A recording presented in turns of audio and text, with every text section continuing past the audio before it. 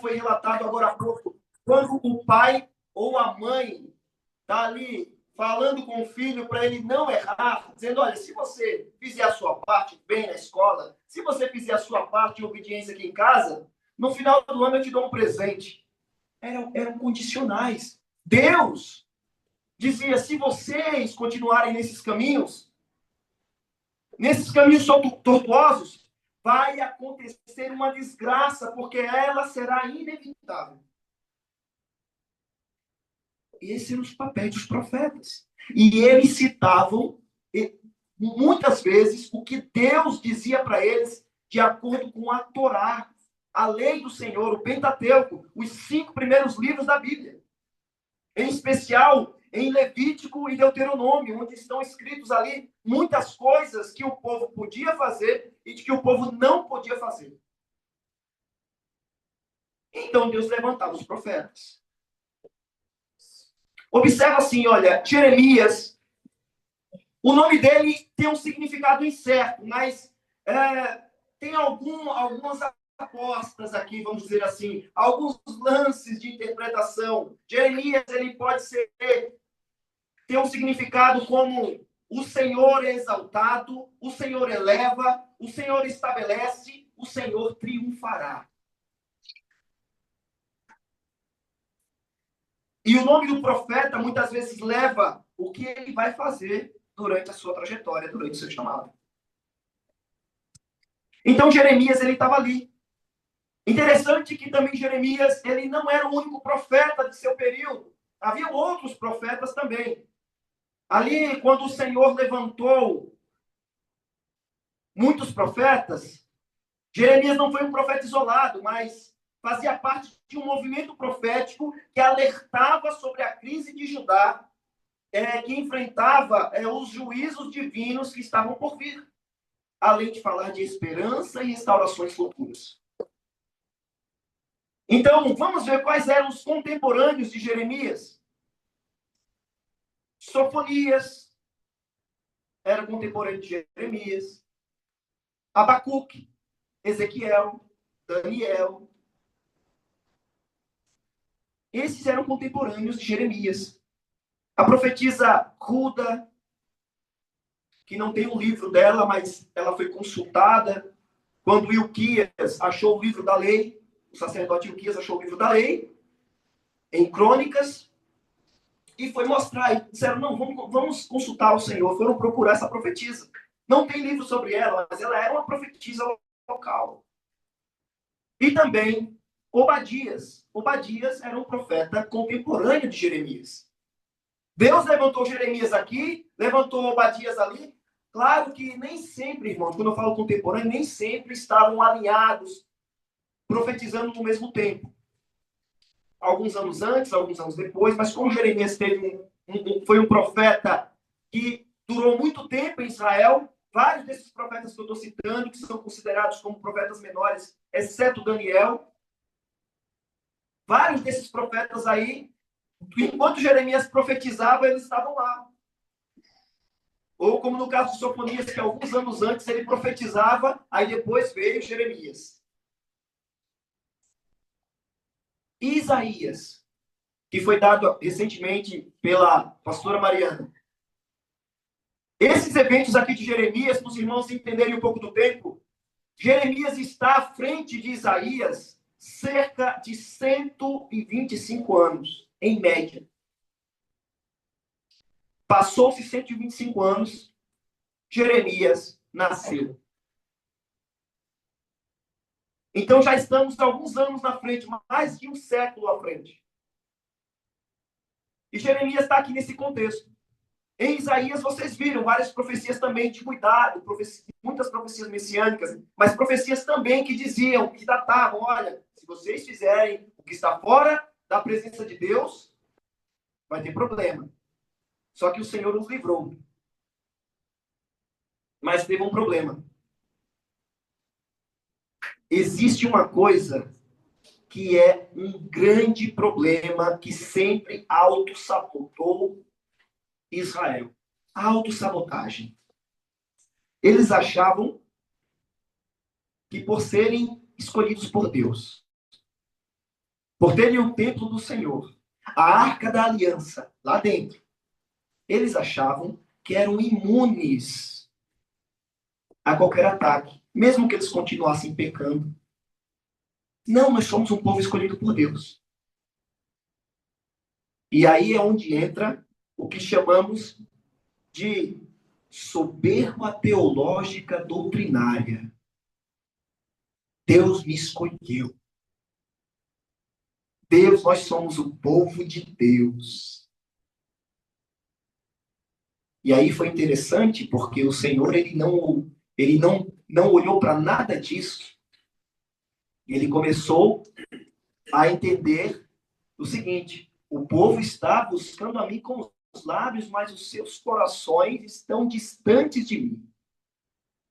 Então não adiantou nada as pessoas serem escolhidas por Deus, terem a arca da aliança, terem o templo do Senhor, estarem ali com os sacerdotes, sumos sacerdotes, reis, linhagem real, linhagem da casa de Davi. Não importou nada disso. Uma vez que saiu da presença de Deus, ele diz: se vocês se converterem dos seus maus caminhos, eu os abençoarei. Mas se vocês continuarem nos maus caminhos, certamente que eu os espalharei e os entregarei aos vossos inimigos. Tem alguma coisa diferente de hoje?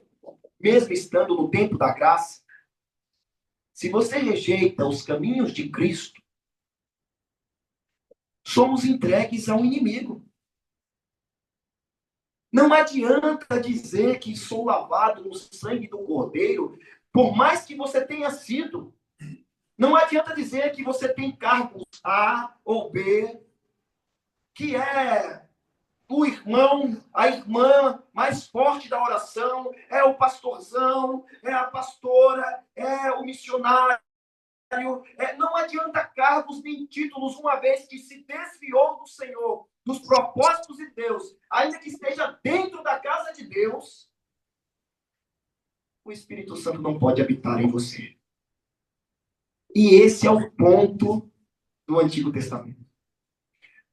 O Espírito de Deus não habitava na própria casa de Deus quando o povo estava distante do Senhor. As bênçãos não chegavam. E não é por questões de bênçãos ou maldição. É questão de Deus está contigo ou Deus está distante de você. Deus está fora daquilo que era para estar juntos, você e o Senhor, a nação e o Senhor, o povo de Deus e o Senhor, e as pessoas foram entregues ao inimigo, porque estavam fora dos padrões de Deus. E a Bíblia é tão clara em Jeremias que não tem adulto, crianças ou anciãos, os mais velhos, não importa. Todos eles foram amassados pelo inimigo, infelizmente. Porque as consequências para as crianças, elas chegam porque os adultos deixaram de ser adultos. Deixaram de buscar ao Senhor. E, infelizmente, a posteridade sofreu. Então, estou dando essa explanação toda para vocês entenderem aqui o porquê dos profetas. Por que Deus levanta profeta, os navios? E o povo que achava, com essa soberba teológica toda, sendo que o Senhor veio para convencer o mundo do pecado, da justiça e do juízo. E é interessante a quantidade de gente que está morrendo dentro dos templos, porque acham que estão servindo a Deus. Essa profecia foi local. Foi cerca de 600 e poucos anos antes de Cristo.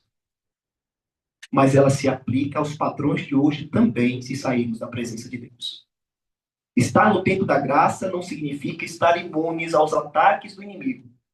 Basta você sair da presença de Deus aqui, na sua mente, aqui no seu coração, sentadinho aí na cadeira onde você está. Acabou, está entregue. Porque não são as paredes, não é a imposição da mão dos pastores. Nós temos que entender como povo de Deus que não é apenas isso. Isso é apenas um canal, ajuda. Mas a outra parte que é você precisa estar bem atento na presença de Deus para compreender que um vacilo pode ser entregue nas mãos do inimigo. Pastor, mas isso é verdade? É verdade. Olha, tem pastores com a vida destruída porque não vigiaram.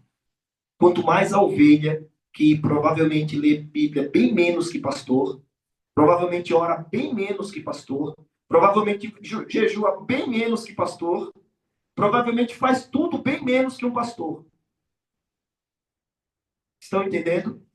Essa é a aplicação para hoje, já direta assim, papum, preto no branco. É assim que funciona Jeremias. E aí, olha que interessante.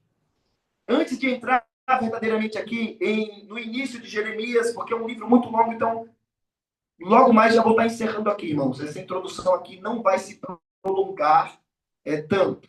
Já está dando o tempo aqui para falar a verdade. Mas eu quero que vocês entendam o seguinte. Deus, ele quando escolhe um povo, não escolhe um povo para que ele venha se ensoberbecer. Ele não pode ser soberbo. E por várias vezes Israel foi soberbo. E aí eu gostaria de ler um texto que está lá em Amós, que o Senhor ele alerta ao povo de Israel.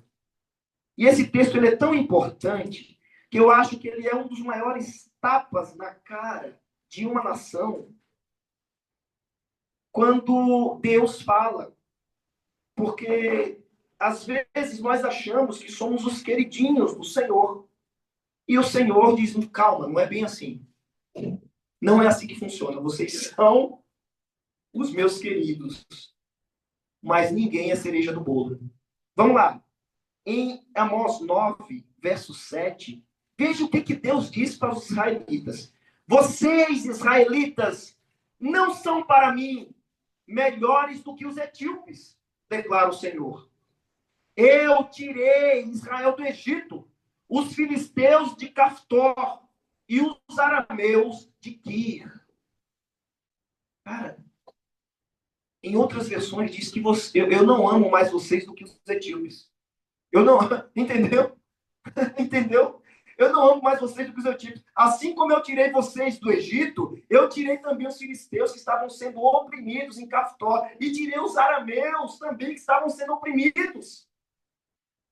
Eu levantei Moisés lá para tirar vocês. Mas o meu braço forte também tirou um povo que estava sendo oprimido. E isso diz muito sobre o caráter de Deus, que ele amou o mundo inteiro. Embora ele tenha escolhido Israel, ele amou o mundo inteiro.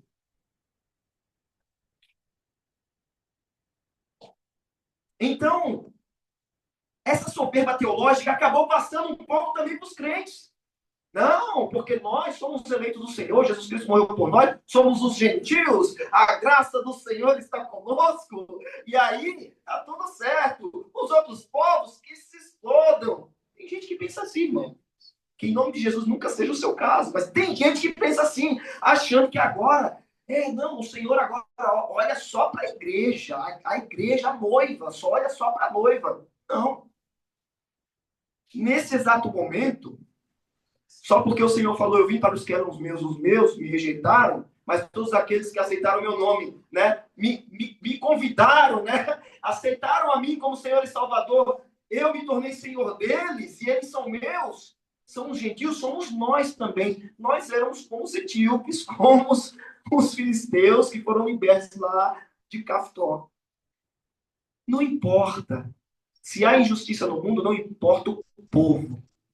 Deus vai lá corrigir.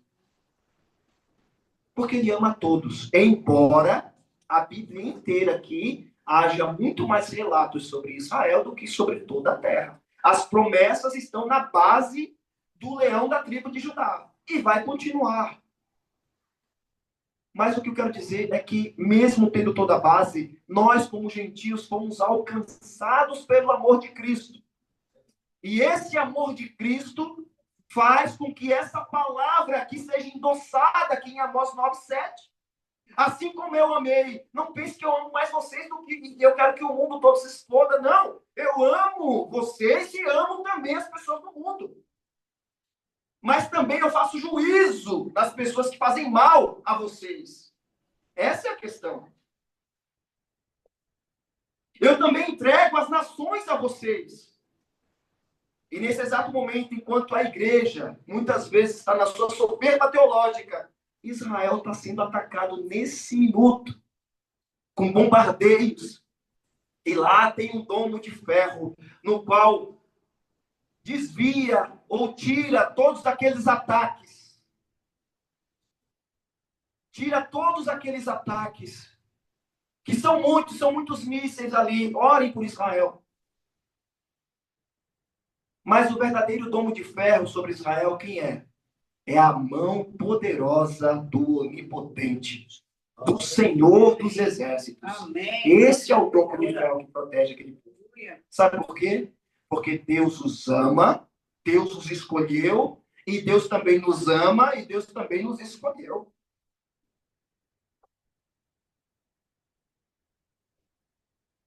Então, Jeremias, quando eu entrar aqui em Jeremias, vocês vão compreender que o fato é esse. Eu estou dando essa explanação porque é muito importante nós compreendermos. Nós temos aqui que, muitas vezes, essa autossabotagem de Israel que tem na história da Bíblia se repercute em nós também.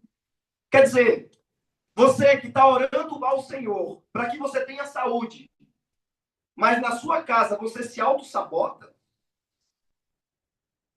então você não vai ter saúde. Porque tem processos da saúde que Deus usa, muitas vezes, uma condição de hábito, uma mudança de hábito. Às vezes não precisa nem Deus ir lá curar. É só você mudar seu hábito. E assim, Senhor, cura, vai, derrama aqui sobre mim. Mas chega em casa e auto-sabota. Senhor, cura, Senhor, tô com gordura no fígado. Aí, Deus, olha, tem uma palavra boa, vai comer verdura. Tá entendendo? Tem muita coisa. Deus, ele não desperdiça as palavras, nem os milagres. Senhor, eu quero ser teu servo, eu quero ser santo. Aí chega em casa, abre a internet e vê besteira. E aí? Essa é a autossabotagem, irmão. Senhor, eu quero entender a tua palavra. Chega em casa, ao invés de ler, vai para a internet, vai para o celular. É autossabotagem. Então comece a entender que grande parte dos seus problemas tem muito mais a ver com sua autossabotagem do que com a resposta de Deus em te abençoar. E o povo acha que fica imune diante do Senhor. Deus vê tudo. Vê tudo. E ele não vai desperdiçar nada.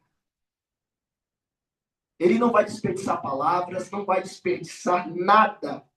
Vai ser feito tudo. Alimento, ele não vai desperdiçar. Fez multiplicação de pães e peixes, sobrou no final 12 cestos que sobejaram. O que foi que ele fez? Ajunta tudo aí. Não vai jogar fora, não. Então, o que é que você espera do Senhor? Por que um Deus que parece ser tão duro no Antigo Testamento? Mas será que Deus é tão duro assim mesmo? Será que Deus é tão duro? Ou simplesmente ele está fazendo o povo lembrar? Olha, eu dei uma condição para vocês. Se vocês andarem na minha presença, as bênçãos vos acompanharão. Mas se saírem fora da minha presença para cultuar outros deuses, para ter idolatria, para fazer as coisas que me desagradam, saiba de uma coisa, a minha presença não os acompanhará. Essa é a tônica da palavra de Deus, baseada em Jeremias. E é importante que todos prestem bem atenção, porque a palavra de Deus, ela tem um alcance do menor ao maior. Do mais novinho ao mais velho. Da menor igreja às maiores igrejas. Das menores nações às maiores nações. Das pessoas menos importantes na terra aos mais importantes na terra. Porque Deus está acima de todos e acima de tudo. E essa introdução a Jeremias, para nós compreendermos, é necessário que nós venhamos prestar atenção. Quero só ler um texto em Jeremias para dar início a Jeremias. O texto de Jeremias é em Jeremias 18. Jeremias 18. Veja para os irmãos entenderem como são condicionais. 18, o verso 7 ao 10. Por que eu estou adiantando esse texto aqui? Porque eu adiantei a tônica de Jeremias, né? Por que o Senhor se pronunciou através do profeta? 18, do 7 ao 10. Veja o que diz aqui a palavra do Senhor. Se a algum momento eu decretar que uma nação ou um reino seja arrancado, despedaçado e arruinado, e se essa nação que eu adverti converter-se da sua perversidade, então eu me arrependerei e não trarei sobre ela a desgraça que eu tinha planejado. E se em outra ocasião eu decretar que uma nação ou um reino seja edificado e plantado, e se ele fizer o que eu reprovo e não me obedecer, então me arrependerei do bem que eu pretendia fazer em favor dele. Ou seja, as profecias, elas são condicionais. Não são todas, mas a grande maioria, quando Deus levanta um profeta, ela levanta com uma condição. E a condição aqui é que Deus não quer que aconteça, irmãos. Quando ele anuncia a desgraça para um reino, para um povo, ou para alguém, especificamente, ele não quer que aconteça. Ele está dizendo, você está caminhando há tanto tempo de forma errada, que eu estou anunciando aqui o problema que você está vivendo. Se você continuar, então não tem outro jeito, o juízo vai vir. Mas se você se converter, mudar de rota, as coisas serão diferentes. As coisas serão diferentes. E não importa a idade, repito, não importa o povo, não importa o seu grau de instrução em relação a níveis intelectuais, escolares, facultativos, isso não importa. Para Deus, isso não importa. Aliás, Amós, não vou dizer que ele não era letrado, mas Amós era um profeta que não foi filho de profeta. Ele trabalhava no campo, na lavoura, e Deus o escolheu para anunciar na capital, na cidade, e ainda por cima. Tirou lá da lavoura para anunciar na capital. Teve gente até da capital que disse assim, você volta lá para os teus bois, para as tuas vacas, lá para as tuas plantinhas. Ele falou, eu não sou profeta, nem filho de profeta, mas o Senhor me chamou. Calou a boca. Entenderam? Então, assim, entendo que a palavra do Senhor está indo até você nesse exato momento. E agora, vamos entrar, de fato, depois dessa introdução, o que é profeta, o que eles fazem, o que comem, onde vivem. Bom, o profeta é um proclamador da palavra, você já sabe. Profeta é o quê? Amém. E quando eles surgem? Surgem porque vem coisa boa? Normalmente o tempo fechou, né? Então é isso. E eles estão só para profetizar, olha, assim diz o Senhor, coisas boas vêm para você aqui. Não. O profeta vem para expor as escrituras. Mas no meio dessas palavras, Deus pode anunciar profecias futuras. Deus anuncia essas profecias. E Isaías mesmo, nossa, é o mais futuro até possível. Isaías e Daniel. Tudo que eles anunciaram foram, assim, centenas de anos lá para frente aconteceu. E algumas coisas aconteceram no mesmo tempo que eles anunciaram. No caso de Jeremias, ó, Nabucodonosor estava na porta. Ele estava anunciando e o problema era para já. Então vamos lá. Vamos descobrir quem é esse profeta aqui, de onde ele veio, quem é Jeremias, né? Jeremias, cujo nome ele tem algumas especificações que não é de certo exato, mas pronuncia que o Senhor é exaltado, o Senhor eleva, o Senhor estabelece, o Senhor triunfará. São sinônimos de palavras que significam o nome de Jeremias. E podem até ter outras, se os irmãos pesquisarem. Então, mas tudo vai nessa tônica aqui. Vamos lá. Capítulo 1 de Jeremias. Diz assim, a partir do verso 1. As palavras de Jeremias, filho de Ilquias, um dos sacerdotes de Anatote, no território de Benjamim. A palavra do Senhor veio a ele no 13º ano do reinado de Josias, filho de Amon, rei de Judá, e durante o reinado de Jeoaquim, filho de Josias, rei de Judá, até ao 5º mês do 11º ano de Zedequias, filho de Josias, rei de Judá, quando os habitantes de Jerusalém foram levados para o exílio. Ou seja, Jeremias participou de vários reinos. Entrava um rei, saía um outro, entrava outro rei, saía um outro, e Jeremias estava lá para anunciar. Bom, sabemos aqui que ele era filho de sacerdote. Ilquias, ao que parece, ele pertencia à linhagem do sacerdote. Não me recordo o nome do sacerdote agora, mas foi um dos sacerdotes, depois eu lembro, um dos sacerdotes que fugiu quando Saul mandou matar todos os sacerdotes em Nob. Então ele fugiu. Quem achar aí esse sacerdote, me dá um toque aqui para eu falar. Então, esse sacerdote fugiu.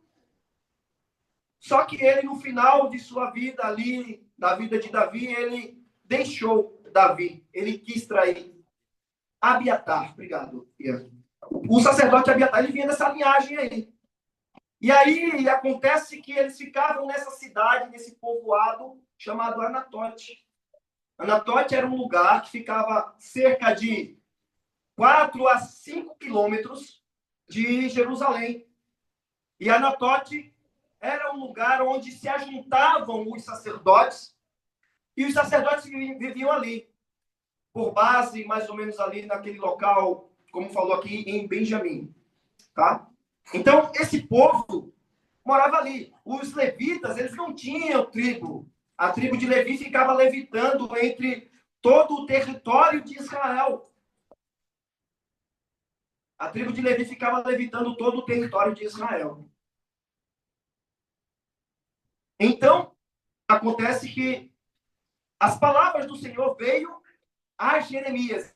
Jeremias não foi procurar o Senhor. Ele já entendia das palavras, era filho de sacerdote. A ideia é que Jeremias se tornasse um sacerdote também. Filho de peixe, peixinho, era a linhagem. Mas Deus quebrou essa linhagem aqui com Jeremias. Foi até Ilquias, o pai dele. Tá bom? Então, o chamado de Jeremias, no verso 4, diz assim: a palavra do Senhor veio a mim, dizendo: antes de formá-lo no ventre, eu o escolhi. Antes de você nascer, eu o separei e o designei profeta às nações. Olha que interessante. Antes mesmo de Jeremias nascer, Deus já o havia escolhido. Deus já havia escolhido. Mas eu disse, no caso de Jeremias, olha só que interessante. Ele disse: Ah, soberano Senhor, eu não sei falar, pois ainda sou muito jovem. Em algumas versões fala que eu sou como uma criança, em outras versões fala que eu sou como um menino. Só que a gente entende que por ele ter essa eloquência em se referir a Deus, que ele estava se referindo que ele era alguém muito moço, de fato, e não que era um garotinho de 5 anos. Até porque o menino de 5 anos, para falar assim, ó soberano Senhor, é muito difícil a gente encontrar essa eloquência toda, né? Então, ele era muito jovem. Ninguém sabe a idade, mas talvez ali entre seus 17 a 20 anos, por aí. Era muito jovem e ele dizia: Eu não sei, Senhor, falar da forma como o Senhor está exigindo. Porque eu sou muito jovem, eu não sei como chegar. Olha só, quando a gente vai ministrar a primeira vez aqui no Porto, né, observe aqui os calouros, quando vem. Aí começa a tremer as pernas, as palavras faltam. Por quê? Porque está no início. E a primeira vez que a pessoa vai pregar também está no início. Qualquer pessoa que é convocada para falar aqui na frente, diante do altar de Deus, está no início, não sabe muitas vezes como se expressar. Ou seja, está como uma criança ainda naquele ofício. Então, é isso que Jeremias quer dizer. Eu sou muito jovem, eu não sei como me expressar. E aí ele começa a comentar aqui algumas coisas. Ele fala: O Senhor, porém, me disse: Não diga que é muito jovem. A todos a quem eu o enviar, você irá e dirá tudo o que eu ordenar a você. Não tenha medo deles, pois eu estou com você para protegê-lo, diz o Senhor. O Senhor estendeu a mão, tocou a minha boca e disse-me: Agora ponho em tua boca as minhas palavras. Veja, eu hoje dou a você autoridade sobre as nações e reinos para arrancar, despedaçar, arruinar e destruir, e para edificar e plantar. E a palavra do Senhor veio a mim. O que você vê, Jeremias? Vejo o ramo de uma amendoeira, respondi. O Senhor me disse: Você viu bem, pois estou vigiando para que a minha palavra se cumpra. E a palavra do Senhor veio a mim pela segunda vez, dizendo: O que você vê? E eu respondi: Vejo uma panela fervendo, ela está inclinada do norte para cá. O Senhor me disse: Do norte se derramará desgraça sobre todos os habitantes dessa terra. Estou convocando todos os povos dos reinos do norte, diz o Senhor. Cada um virá e colocará o seu trono diante das portas de Jerusalém. Virão contra todas as muralhas que a cercam e contra todas as cidades de Judá. Pronunciarei a minha sentença contra o meu povo por conta das suas maldades, porque me abandonaram, queimaram incenso a outros deuses e adoraram deuses que são as suas mãos, que as suas mãos fizeram. E você, prepare-se, vai e diz-lhes tudo o que eu ordenar. Não fique aterrorizado por causa deles, senão eu o aterrorizarei diante deles. E hoje eu faço de você uma cidade fortificada, uma coluna de ferro e um muro de bronze contra toda a terra, contra os reis de Judá, seus oficiais, seus sacerdotes e o povo da terra. Eles lutarão contra você, mas não vencerão, pois eu estou com você e o protegerei, diz o Senhor. Olha que palavra forte. Deus fala a Jeremias. Jeremias era praticamente um adolescente, ou saindo da adolescência, e Deus diz: Você vai ser meu porta-voz. Você será o profeta. E ele, na sua pequenez, muito tímido, falou: Senhor, eu não sei como falar. Se eu for até lá, esses camaradas são como leões. Eles não vão me ouvir. O Senhor falou: Ó, estou tocando aqui na tua boca. Eu coloco as palavras em sua boca. Você não vai precisar se preocupar. O que é mais interessante do chamado é que a maioria dos chamados, as pessoas dizem: não, Senhor, o Senhor deve estar enganado. Veja, Moisés, eu não sei falar, eu tenho palavra pesada, as minhas palavras são pesadas. Senhor, eu não vou voltar lá no Egito, eles não vão me ouvir. E aí Deus dá as condições até que Moisés aceita. Não é verdade? E assim vai, com o passar do tempo, algumas pessoas no qual o Senhor está ali dizendo, chamando ele, não sou eu, Senhor, Senhor, deve ser outra pessoa, não pode ser possível.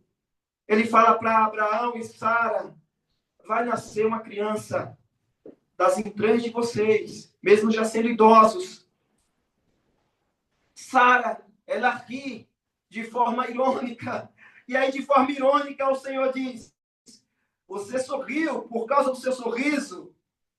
Pode alguma coisa ser tão complicada para Deus não realizar? É demasiadamente difícil alguma coisa para Deus? Essa foi a palavra? Ela, não, Senhor. Então por que você riu, Sara? Eu não ri, Senhor. Ah, você riu. Eu vi quando você baixou a cabeça, deu aquele sorriso irônico. Por causa disso, do teu ventre, quando sair o menino, o nome dele será Isaac. Isaac e sorriso significam as mesmas coisas. Inclusive, eu conheci um diretor de publicidade, que ele se chama Alexandre Sorriso. Poderia ser Alexandre Isaac também, está no mesmo. Mas Alexandre Sorriso. Sorriso, sobrenome mesmo. Então, Isaac significa sorriso. Só que Deus, não, nessa hora, não falou para punir a Sara. Ele falou ali, ele fez uma graça com ela, né? Você riu? Por causa disso, coloque o nome Sorriso aí, viu, teu filho? Isaac. Que em hebraico é Isaac, mas em português significa sorriso. Bom, veja que as pessoas não estão se sentindo preparadas, porque de fato elas não estão preparadas para o chamado. Mas quem capacita para o chamado é o Senhor.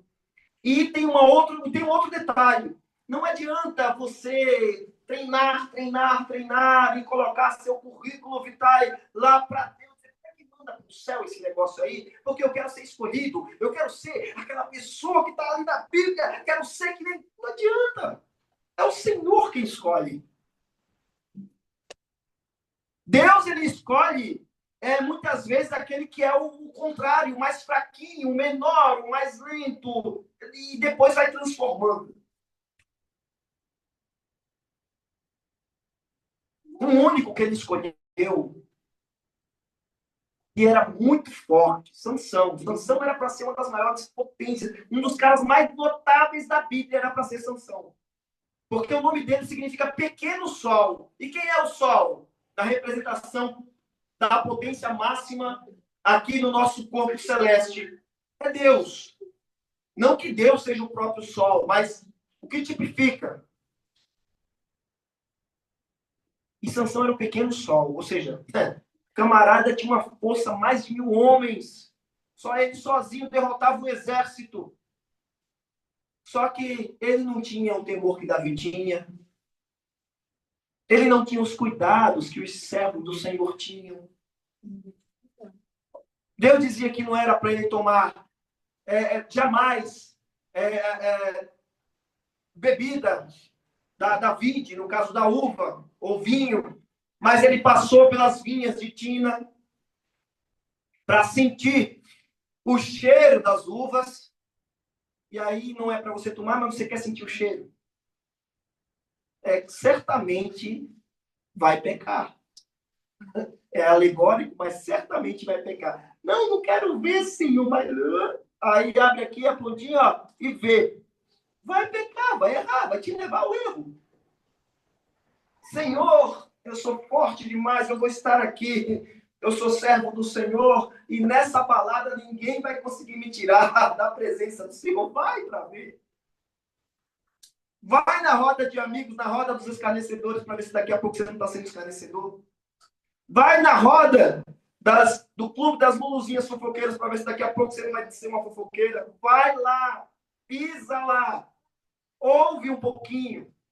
Começa a tirar os louvores e começa a ouvir músicas do mundo para ver o quanto que aquilo vai te influenciar na tua vida. Vai lá, é o cheiro das uvas. Você não está cantando, mas está ouvindo, está sentindo. É interessante. Era para ser uma das pessoas mais notáveis da Bíblia. Tinha muita força,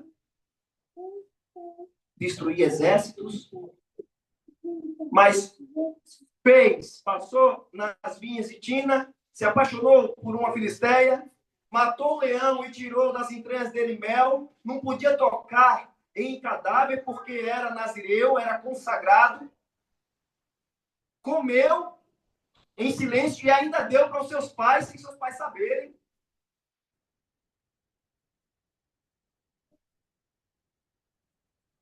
Depois não podia cortar o cabelo. Ele mesmo não cortou, mas ele entregou o segredo a Dalila, e Dalila falou para os filisteus, e os filisteus cortaram o cabelo de Sansão. Não foi Dalila que cortou o cabelo de Sansão, foram os filisteus que cortaram o cabelo de Sansão.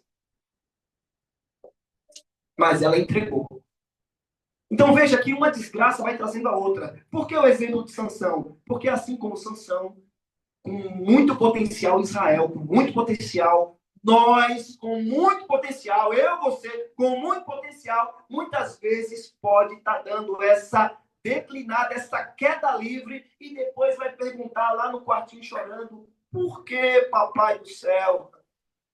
Ora, é claro, faltou a vigilância, faltou buscar o Senhor, faltou ler a palavra, rever a palavra, ao invés de ver internet, ao invés de gastar tempo com tudo o que o mundo está oferecendo.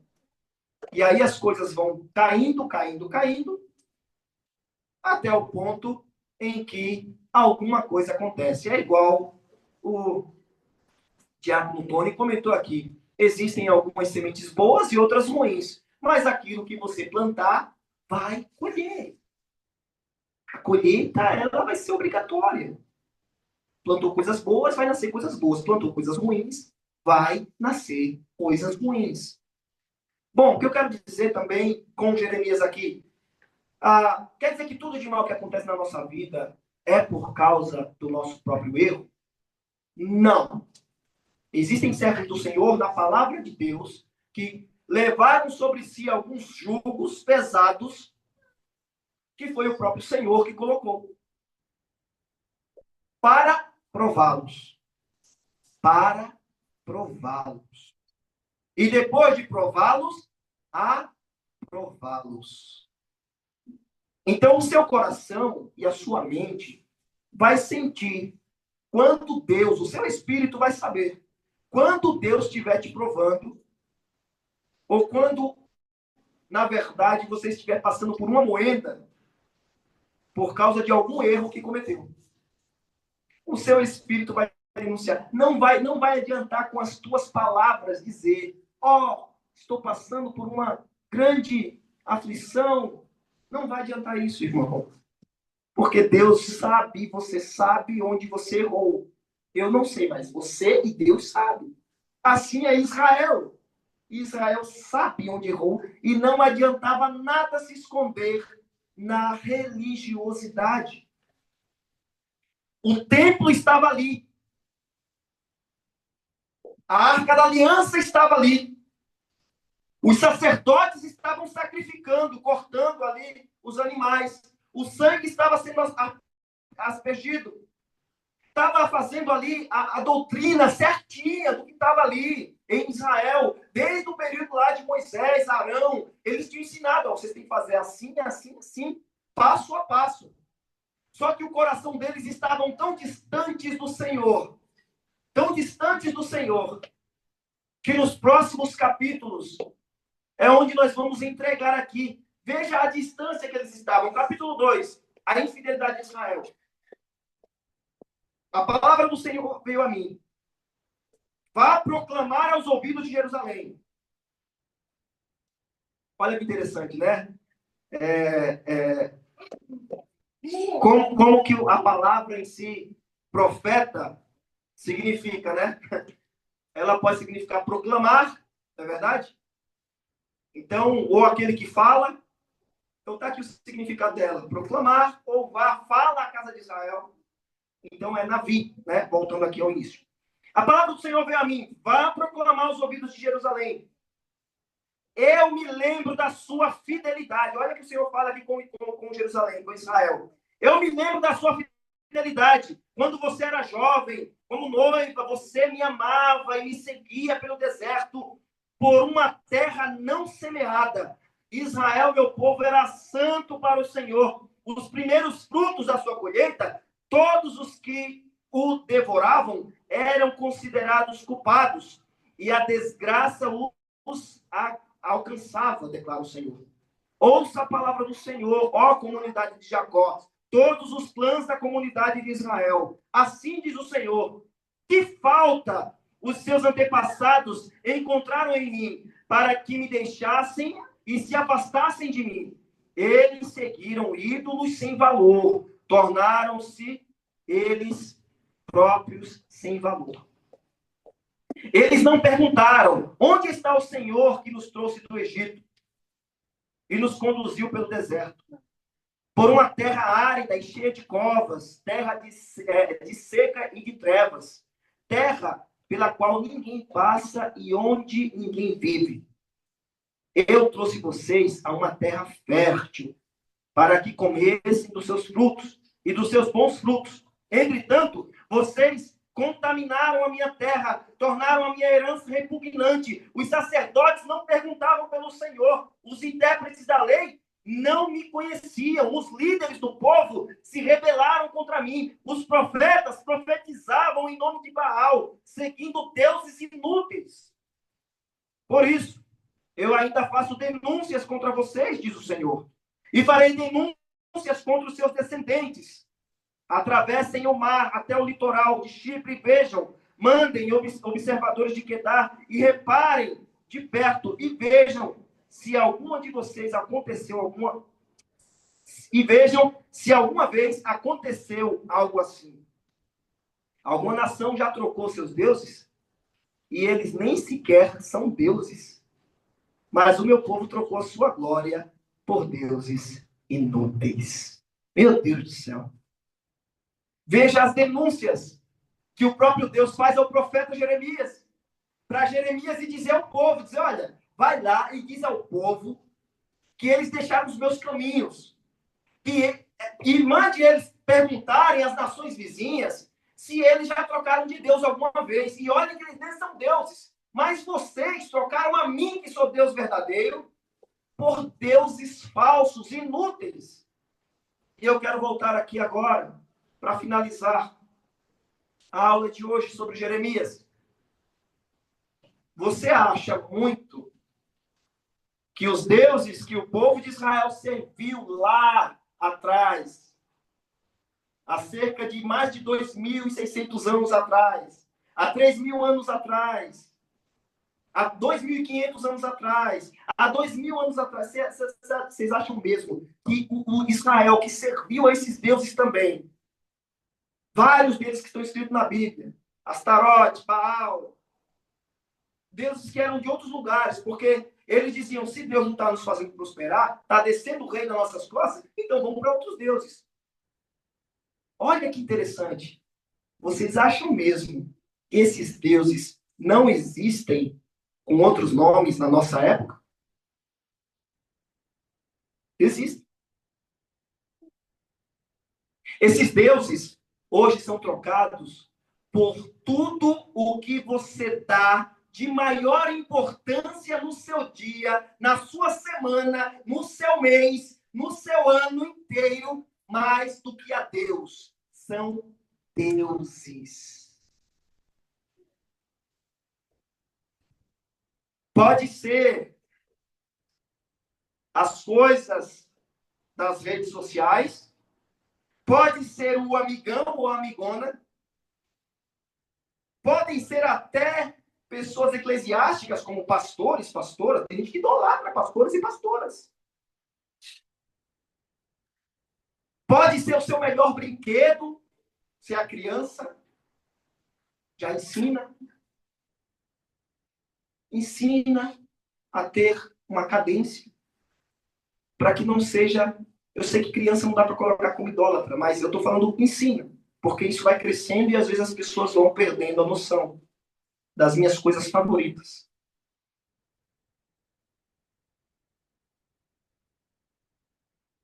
Pode ser o filho, a filha, a mãe. Tem gente que idolatra filho, mãe, pai.